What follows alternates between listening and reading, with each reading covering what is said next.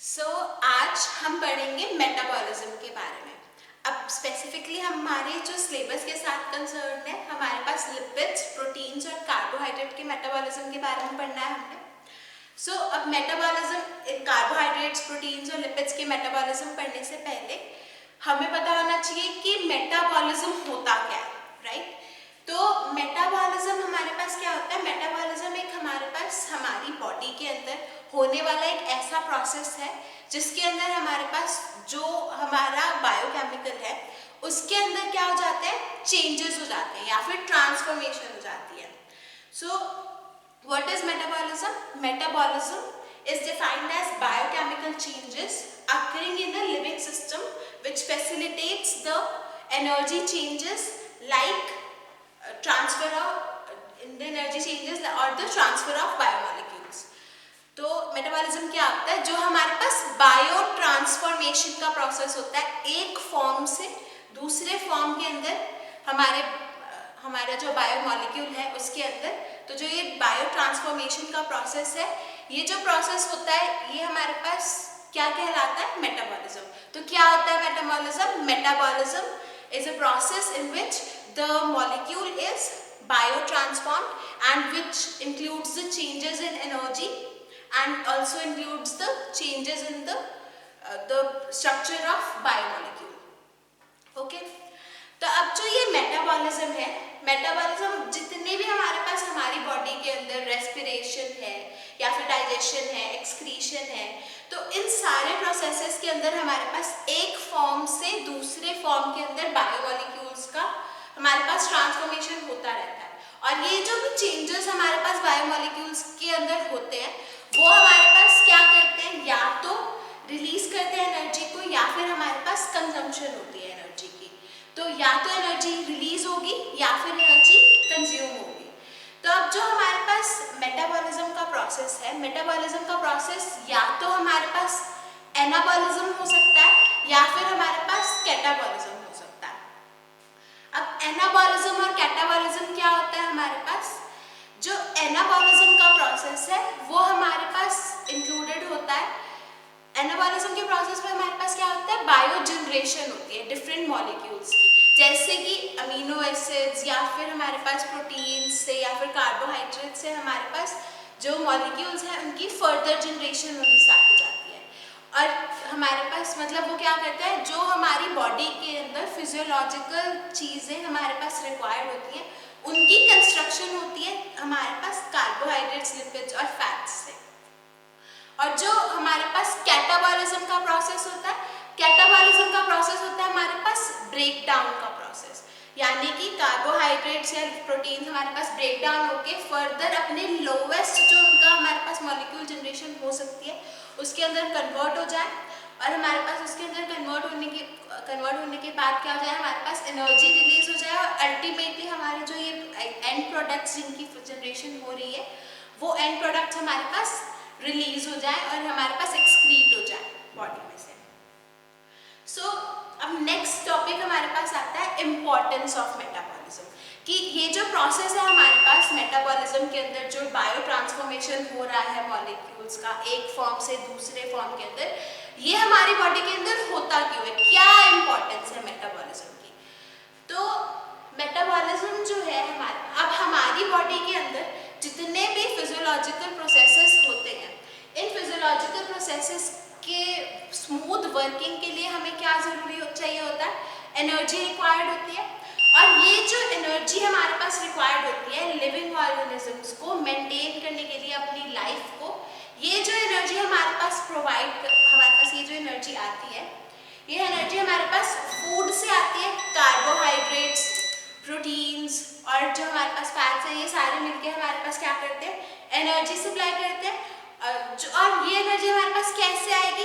जब हमारे पास इन फूड्स के अंदर जो कार्बोहाइड्रेट्स हैं, प्रोटीन्स हैं, फैट्स हैं, लिपिड्स हैं, जब इन फूड्स के अंदर हमारे पास इनका मेटाबॉलिज्म होगा और इन फूड्स के हमारे पास मेटाबॉलिज्म के बाद हमारे पास क्या हो जाएगा? एनर्जी की जनरेशन हो जाएगी। और ये हमारे पास जो मेटाबॉलिज्म का प्रोसेस है कार्बोहाइड्रेट्स के अंदर, प्रोटीन्स के अंदर, इनका मेटाबॉलिज्म का जो प्रोसेस है ये हमारे पास क्या करेगा, ये हमारे पास हेल्प करेगा जनरेशन करवाने में एटीपी की। और एटीपी क्या होता है हमारे पास, एडिनोसिन ट्राइफॉस्फेट। और एडिनोसिन ट्राइफॉस्फेट क्या होता है, हमारी बॉडी का जो एनर्जी करेंसी ऑफ हमारा सेल है वो हमारे पास होता है एटीपी। तो अब जो हमारे पास एटीपी है, एटीपी हमारे पास फर्दर जो भी नॉर्मल मेटाबॉलिक फंक्शंस हमारी बॉडी के अंदर होते हैं उनके लिए एनर्जी प्रोवाइड करता है। और इसी के अंदर हमारे पास मेटाबॉलिज्म से रिलेटेड हमारे पास बायो एनर्जेटिक्स एक टर्म आता है। बायो एनर्जेटिक्स क्या होता है हमारे पास, बायो एनर्जेटिक्स हमारे पास ऐसी फील्ड है बायोकेमिस्ट्री की जो हमारे पास कंसर्न है ट्रांसफॉर्मेशन और एनर्जी रिलीज के, और एनर्जी के अंदर जो चेंजेस हमारे पास लिविंग सेल्स के अंदर होते हैं उसके साथ। So what is bioenergetics? Bioenergetics is a field of biochemistry which is concerned with the transformation and use of energy by living cells. So अभी हमारे पास जितनी भी बायोकेमिकल रिएक्शंस हमारी बॉडी के अंदर होती हैं, ये सारी बायोकेमिकल रिएक्शंस हमारे पास एंजाइम्स के थ्रू मीडिएटेड होती हैं। यानी कि ये जो हमारे पास रिएक्शंस होती हैं ये हमारे पास एंजाइम के हेल्प की वजह से ही होती है। और हमारे पास जो एंजाइम है वो इंटरमीडिएट रोल प्ले करता है। और जब हमारे पास ये स्पेसिफिक जो एंजाइम्स हमारे पास मेटाबॉलिज्म के प्रोसेसेस के अंदर हमारे पास रिक्वायर्ड होती हैं, जब इन एंजाइम्स के अंदर हमारे पास डेफिशिएंसी आ जाए तो ये जो एंजाइम्स हैं हमारे पास क्या हो जाता है, मेटाबॉलिक एरर कॉज हो जाता है। यानी कि मेटाबॉलिज्म के अंदर हमारे पास एरर आ जाता है और हमारे पास एबनॉर्मल मेटाबॉलिज्म हो जाता है। अब नेक्स्ट है हमारे पास कि जो हमने अभी ब्रीफ में पढ़ा कि मेटाबॉलिज्म हमारे पास फर्दर डिवाइडेड होता है कैटाबॉलिज्म और एनाबॉलिज्म के अंदर। अब कैटाबॉलिज्म के बारे में हमने अभी पढ़ा कि क्या होता है, ये एक ब्रेकडाउन का या डिग्रेडेटिव प्रोसेस होता है हमारे पास। इसके अंदर क्या होता है, जो हमारे मैक्रोमोलिक्यूल्स हैं या जो बायोमोलिक्यूल्स हैं उसके अंदर ब्रेकडाउन होता है और हमारे पास जो ये कार्बोहाइड्रेट, प्रोटीन्स और लिपिड्स हैं ये ब्रेक होते हैं हमारे पास। और ये क्या करते हैं, ये मैक्रोमोलिक्यूल्स जो हमारे पास बॉडी के अंदर या तो फूड के थ्रू आते हैं या फिर स्टोर होते हैं बॉडी के अंदर। और हमारे पास ये जो सारे मैक्रोमोलिक्यूल्स हैं ये स्टेप वाइज रिएक्शंस के अंदर हमारे पास इनकी डिग्रेडेशन होती है। और हमारे पास ये जो मॉलिक्यूल्स हैं इनकी जो डिग्रेडेशन होती है वो हमारे पास सिंपलर और स्मॉलर यूनिट्स के अंदर होती है। सो हमारे पास कैटाबॉलिज्म क्या हो जाएगा, catabolism is a process in which the biomolecules are catabolized into smaller and simpler molecules। तो हमारे पे या फिर the catabolism is the process in which the biomolecules are broken down or degraded into the smaller or simpler molecules। और हमारे पास smaller और simpler substances कौन से बनते हैं, अब डिपेंडिंग अपॉन कि हमारे पास सबस्ट्रेट कौन सा, जब एंजाइम एक्ट करती है हमारे पास जो हमारी एंजाइम होगी वो किसी ना किसी सबस्ट्रेट के ऊपर एक्ट करेगी और उस सबस्ट्रेट को हमारे पास सिंपलर और स्मॉलर मॉलिक्यूल्स में कन्वर्ट कर देगी। तो ये जो रिएक्शंस हैं ये हमारे पास जितनी भी हमारे पास कैटाबॉलिज्म की रिएक्शंस होती हैं ये सारी रिएक्शंस हमारे पास, इन रिएक्शंस के अंदर हमारे पास एनर्जी की जनरेशन होती है।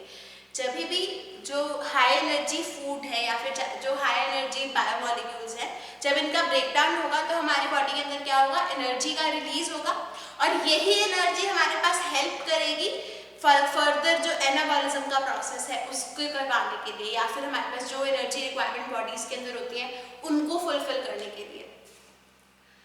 अब जो हमारे पास कार्बोहाइड्रेट, प्रोटीन और लिपिड, इनका हमारे पास जब कैटाबॉलिज्म होता है तो हमारी बॉडी में कैसे प्रोडक्ट्स हमारे पास रिलीज होते हैं। तो अगर सबसे पहले बात करें हम कार्बोहाइड्रेट्स की,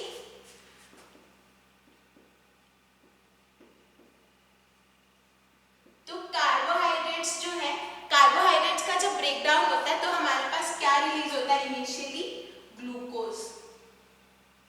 सो जब हमारे पास कार्बोहाइड्रेट का कैटाबॉलिज्म होगा तो हमारे पास क्या रिलीज होगा, ग्लूकोज। और ग्लूकोज हमारे पास क्या होता है, C6H12O6। और जब हमारे पास ग्लूकोज जो है ये ब्रेकडाउन होता है, हमारे पास फाइनल जब अल्टीमेटली ब्रेकडाउन हो जाता है तो हमारे पास क्या रिलीज होता है, CO2 plus H2O। तो ये जो पूरा प्रोसेस है ये है हमारे पास कार्बोहाइड्रेट का मेटाबॉलिज्म या फिर कार्बोहाइड्रेट का कैटाबॉलिज्म का। अगर स्पेसिफिक बात करें तो क्या हो रहा है हमारे पास कार्बोहाइड्रेट के कैटाबॉलिज्म के अंदर, कार्बोहाइड्रेट जो है वो हमारे पास कन्वर्ट हो रहा है ग्लूकोज के अंदर।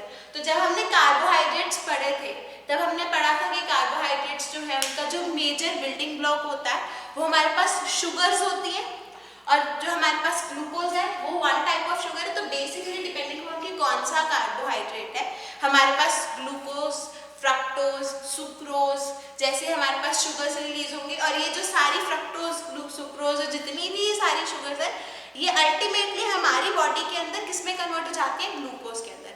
और ग्लूकोज के अंदर कन्वर्ट होने के बाद भी क्या हो जाता है, जब ग्लूकोज का ब्रेकडाउन होता है बॉडी के अंदर, हमारे पास इंसुलिन हार्मोन है या फिर हमारे पास अदर एंजाइम हमारे पास अवेलेबल है, तो वो मिलके क्या बना देते हैं हमारे पास CO2 और H2O। अब इसके अलावा कार्बोहाइड्रेट्स के अलावा हमारे पास नेक्स्ट जो आता है दैट इज प्रोटीन का कैटाबॉलिज्म। अब अगर हमारे पास प्रोटीन जो है उसके अंदर ब्रेकडाउन होगा तो कैटाबॉलिज्म क्या होता है हमारे पास, catabolism is the breakdown of the biomolecules right into the smaller और सिंपलर यूनिट्स। तो अभी अगर हमारे पास प्रोटीन है, प्रोटीन के बारे में हमने पढ़ा हुआ है, प्रोटीन्स क्या होते हैं हमारे पास, प्रोटीन हमारे पास ऐसे बायोमोलिक्यूल्स होते हैं जो किससे बने हुए होते हैं, अमीनो एसिड से। तो अमीनो एसिड्स मिलके हमारे पास प्रोटीन्स बनाते हैं। तो जब प्रोटीन का ब्रेकडाउन होगा तो किसकी जनरेशन होगी हमारे पास, proteins will catabolize into amino acids. तो प्रोटीन्स जो है इनके ब्रेकडाउन के बाद हमारे पास अमीनो एसिड्स की जनरेशन हो जाएगी। और अमीनो एसिड्स जो है, अब अमीनो एसिड्स के अंदर हमने क्या पढ़ा था, इसका स्ट्रक्चर जो होता था हमारे पास एक कार्बन कंपाउंड होता था, एक NH2 ग्रुप होता है, एक COOH ग्रुप होता है, एक हाइड्रोजन ग्रुप होता है, और एक हमारे पास कोई ना कोई सब्सिक्वेंट R ग्रुप होता है। तो जो ये अमीनो एसिड्स हैं ये अल्टीमेटली हमारे पास, जैसे ग्लूकोज जो था C6H12O6 वो हमारे पास क्या बना था, CO2 और H2O। अब जो अमीनो एसिड्स हैं ये हमारे पास क्या बनाते हैं, अमोनिया। हमारे पास अमोनिया रिलीज हो जाता है NH3, या फिर हमारे पास क्या हो जाता है, अमाइन डेरिवेटिव्स के अंदर हमारे पास कन्वर्जन हो जाती है।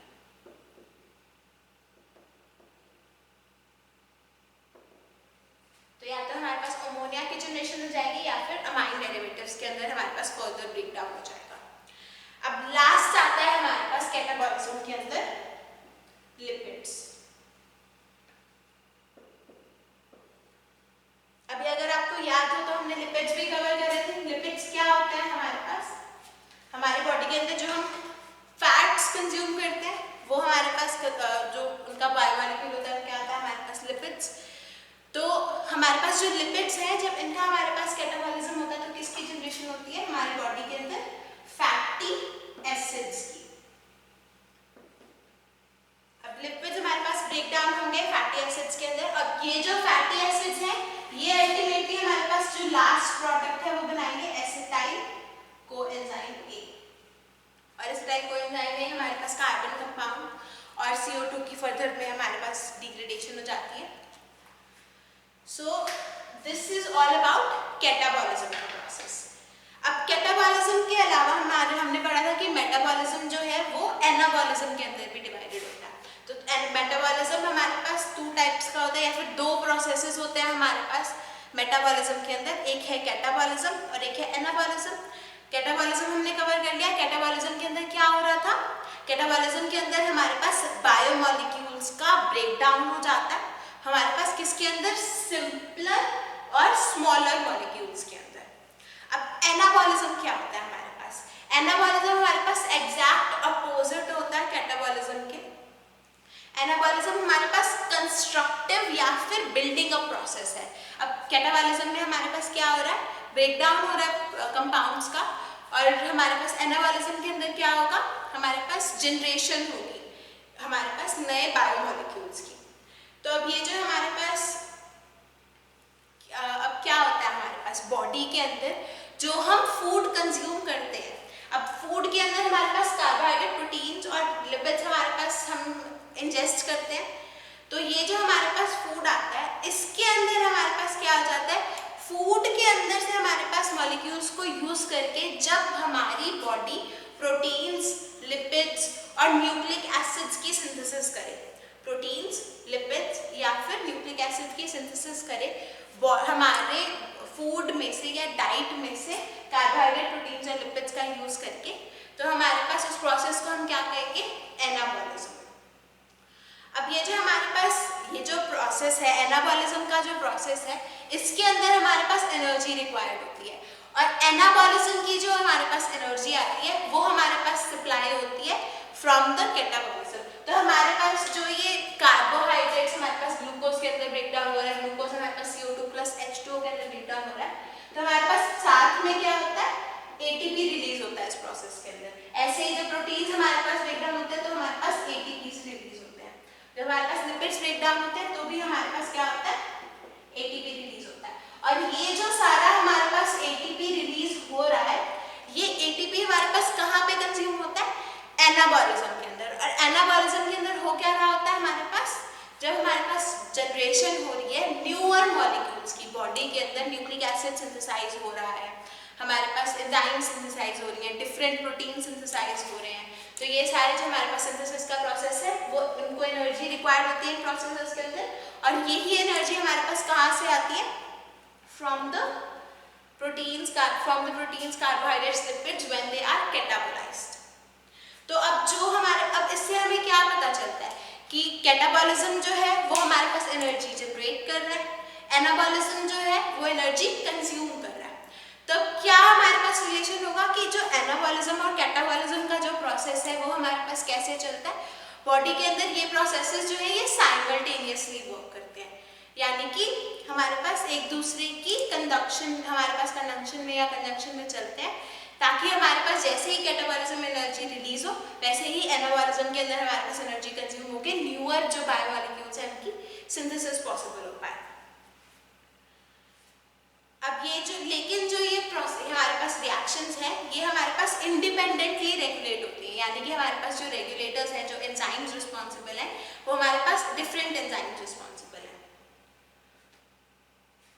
और हमारे पास एक बैलेंस मेंटेन्ड होता है एनाबॉलिज्म के बीच में और कैटाबॉलिज्म के बीच में, और यही जो एनाबॉलिज्म और कैटाबॉलिज्म का जो बैलेंस है ये हमारे पास बॉडी के अंदर रिस्पॉन्सिबल होता है या हेल्प करता है कांस्टेंट वेट को हमारे पास मेंटेन करने के लिए, कि जितनी एनर्जी हमारे पास कंज्यूम हो रही है उतनी ही एनर्जी हमारे बॉडी के अंदर हम सप्लाई कर रहे हैं, तो हमारे पास जो बॉडी का वेट रहेगा वो हमारे पास कांस्टेंट रहेगा। सो अब ये जो हमारे पास मेटाबॉलिज्म का प्रोसेस हो रहा है, अब मेटाबॉलिज्म के अंदर हमारे पास एबनॉर्मल मेटाबॉलिज्म की एक कंडीशन आती है। अब एबनॉर्मल मेटाबॉलिज्म के अंदर क्या होता है, हमने अभी पढ़ा था कि जो हमारी सारी रिएक्शंस हैं बॉडी के अंदर, ये जितनी भी कैटाबॉलिज्म की रिएक्शंस है या हमारे पास एनाबॉलिज्म की रिएक्शंस है, ये सारी रिएक्शंस हमारे पास किसके थ्रू कंट्रोल की जाती है? हमारे पास एंजाइम्स जो है वो मेजर रोल प्ले करती हैं इन मॉनिटरिंग और in processing of the biomolecules. तो ये जो हमारे पास सारी प्रोसेस है इसके अंदर हमारे पास एंजाइम्स मेजर रोल प्ले करती हैं, मीडिएट करती हैं। तो जब हमारे पास किसी एंजाइम की डेफिशिएंसी हो जाए, तो हमारे पास या फिर एंजाइम के अंदर डिस्टर्बेंसेस हो जाए, तो हमारे पास जो मेटाबॉलिज्म का प्रोसेस है वो अफेक्ट होता है। और हमारे पास जो ये एंजाइम डेफिशिएंसी है, एंजाइम डेफिशिएंसी हमारे पास किसी भी रीजन की वजह से होती है। मेजरली हमारे पास 3 रीजंस होते हैं जिनकी वजह से हमारे पास एंजाइम्स के अंदर डेफिशिएंसी आ जाती है। या तो हमारे पास डाइटरी डेफिशिएंसी है, डाइट के थ्रू हमारे पास प्रॉपर प्रोटीन्स या फैट्स या लिपिड्स या कार्बोहाइड्रेट्स नहीं जा रहे, जिसकी वजह से एंजाइम्स जो है वो सिंथेसाइज नहीं हो पा रही। या फिर हमारे पास बॉडी के अंदर कोई तो डिसीज हो गया है जो हमारे पास एंजाइम की सिंथेसिस को इनहिबिट करवा रहा है, या फिर हमारे पास पेशेंट के अंदर कोई ना कोई जेनेटिक डिफेक्ट हो सकता है।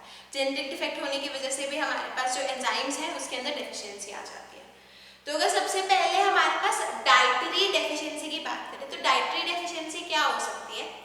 डाइटरी डेफिशिएंसी के अंदर क्या होता है हमारे पास, जब किसी पेशेंट के अंदर या जब किसी ह्यूमन के अंदर हमारे पास डेफिशिएंसी हो जाए आयरन की। फॉर एग्जांपल हमारे पास अगर आयरन की डेफिशिएंसी हो जाए तो हमारे पास जो हीमोग्लोबिन का सिंथेसिस का प्रोसेस है वो हमारे पास इनहिबिट हो जाता है।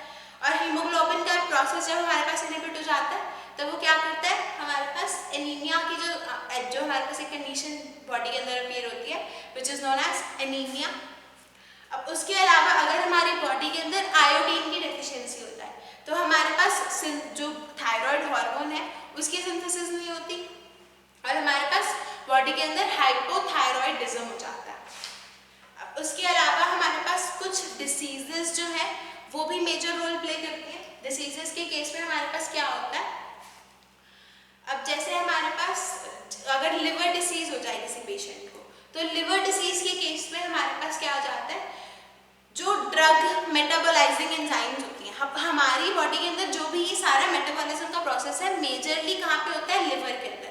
और लिवर के अंदर हमारे पास क्या होता है, जनरेशन होती है एंजाइम्स की। तो अगर किसी पेशेंट के अंदर हेपेटाइटिस या फिर लिवर की कोई डिसीज हो जाए तो वो ज़्यादा कॉम्प्लिकेटेड क्यों होती है, क्योंकि हमारे पास जो एंजाइम्स रिस्पॉन्सिबल हैं ड्रग्स को या फिर फूड को मेटाबोलाइज करवाने के लिए उनकी जनरेशन स्टॉप हो जाती है। और हमारे पास जो ये ड्रग्स हैं, अगर स्पेसिफिकली ड्रग्स की बात करें तो हमारे पास पुअरली मेटाबोलाइज होते हैं और उसकी वजह से अगर हमारे पास ड्रग्स जो है वो मेटाबोलाइज नहीं होंगी तो क्या हो जाएगा, हमारी बॉडी के अंदर एक्यूमुलेट होना स्टार्ट हो जाएंगी और due to accumulation of drugs हमारे पास क्या हो जाएगा, टॉक्सिक इफेक्ट्स आने स्टार्ट हो जाएंगे ड्रग के।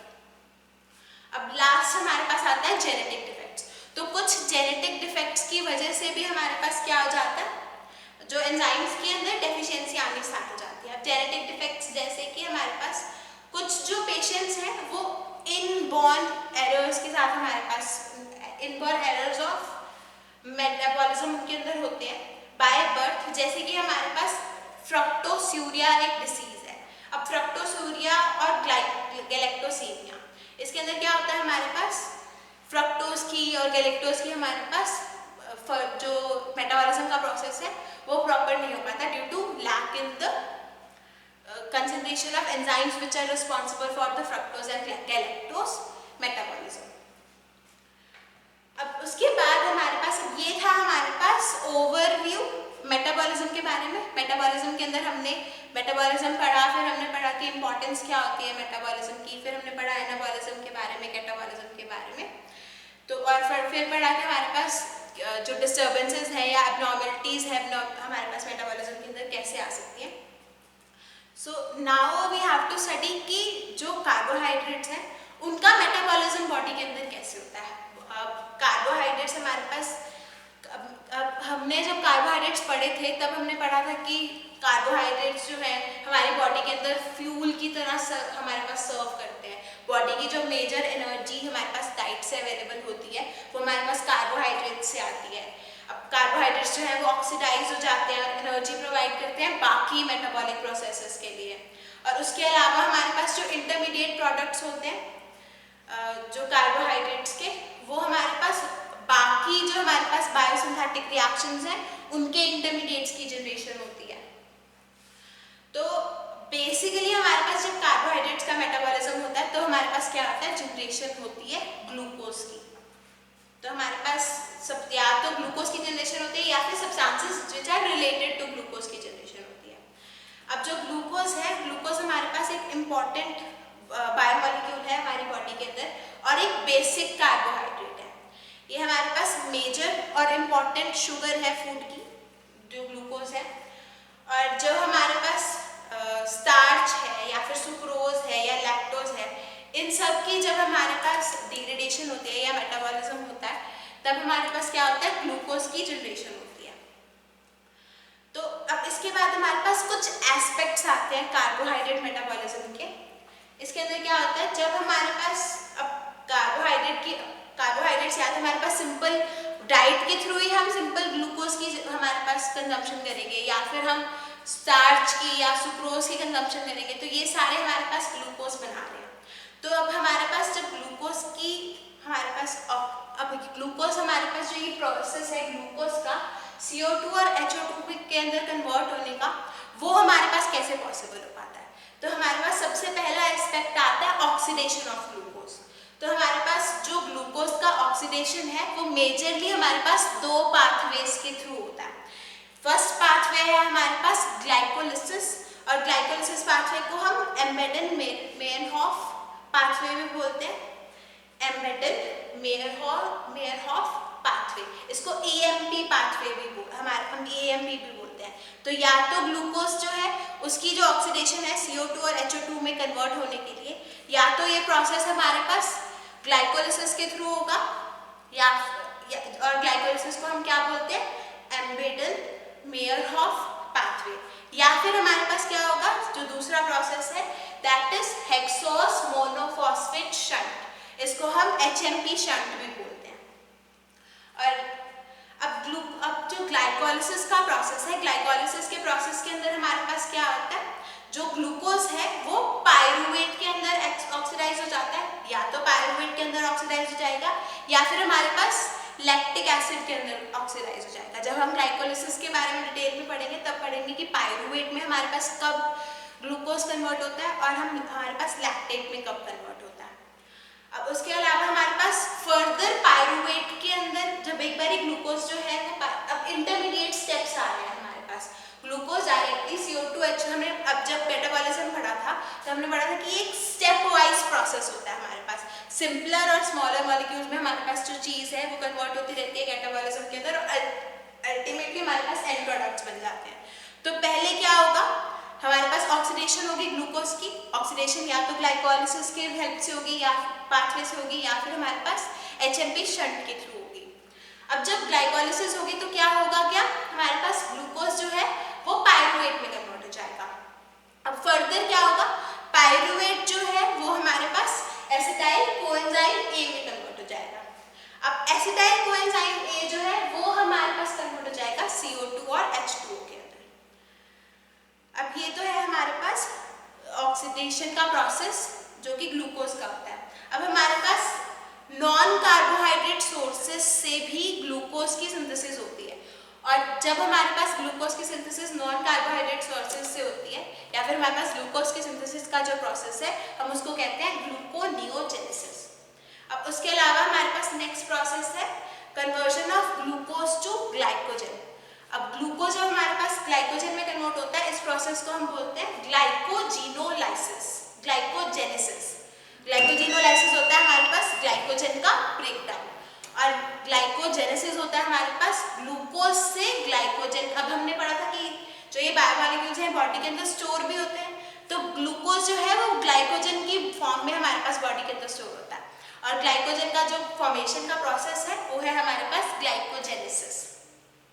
अब जब हमारे पास एनर्जी की रिक्वायरमेंट बॉडी के अंदर इंक्रीज हो जाती है तो क्या होता है, ग्लाइकोजन जो है वो हमारे पास ब्रेक डाउन हो जाता है टू फॉर्म ग्लूकोज।